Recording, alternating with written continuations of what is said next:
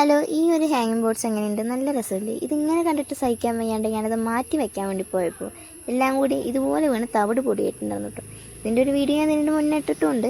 അത് കാണാത്തവരുണ്ടെങ്കിൽ ഒന്ന് കണ്ടു നോക്കട്ടെ. അപ്പോൾ എനിക്ക് ഭയങ്കര വിഷമമൊക്കെ ആയിട്ടുണ്ടായിരുന്നു. അപ്പോൾ എന്തായാലും ഇതൊന്ന് മാറ്റി എങ്ങടെയെങ്കിലും ഒന്ന് ഹാങ് ചെയ്ത് വയ്ക്കാമെന്നൊക്കെ പറഞ്ഞിട്ട് നിൽക്കുകയാണ് ഇപ്പോൾ കേട്ടോ. അപ്പോൾ ഞാൻ ആ കയറൊക്കെ എടുത്തിട്ടൊന്ന് രണ്ട് മരത്തിലൊക്കെ കൂട്ടി കെട്ടിയിട്ടൊക്കെ ഇതുപോലെ നമ്മുടെ പോട്ടുകളെല്ലാം ഹാങ് ചെയ്ത് വെച്ചിട്ടുണ്ട് കേട്ടോ. അപ്പോൾ ഇപ്പോൾ വലിയ കുഴപ്പമില്ലാതെ നിൽക്കുന്നുണ്ടെങ്കിലും നമ്മൾ പഴയ പൊട്ടിപ്പോയ ചെടികൾ ഓർത്തുള്ള വിഷമമൊന്നും ഈ അടുത്ത കാലത്ത് മാറും തോന്നുന്നില്ല കേട്ടോ. കാരണം വേറൊന്നുമല്ല, ഞാൻ നല്ലോണം വളർന്നു നിൽക്കുന്ന രണ്ട് ചെടികളുടെ കുറച്ച് തണ്ടെടുത്ത് മാറ്റി വെച്ചിട്ട് രണ്ടാഴ്ചയും കൊണ്ട് ആ ചെടികൾ വളർന്നതാണ് കേട്ടോ ഇത്രയും.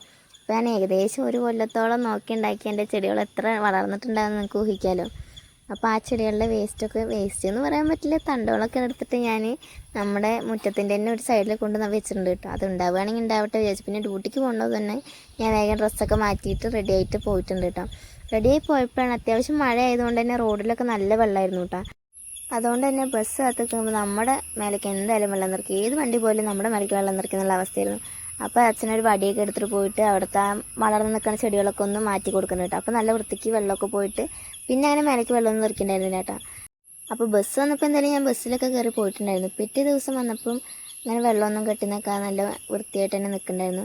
പിന്നെ ഞാൻ ഡ്യൂട്ടിക്ക് പോകുന്ന സമയം നോക്കി തന്നെ ഈ പെയ്യണം മഴയ്ക്ക് എന്തിൻ്റെ കേടാന്ന് എനിക്ക് അറിഞ്ഞൂടാ കേട്ടോ. പണ്ട് സ്കൂളിൽ പോകുമ്പോൾ ഇങ്ങനെ തന്നെയായിരുന്നു, ഇപ്പോൾ ഡ്യൂട്ടിക്ക് പോകുമ്പോൾ ഇങ്ങനെ തന്നെ. നിങ്ങൾക്കും ഇതുപോലെയൊക്കെ തന്നെയാണെങ്കിൽ ഒന്ന് കമൻറ്റ് ചെയ്യും കേട്ടോ.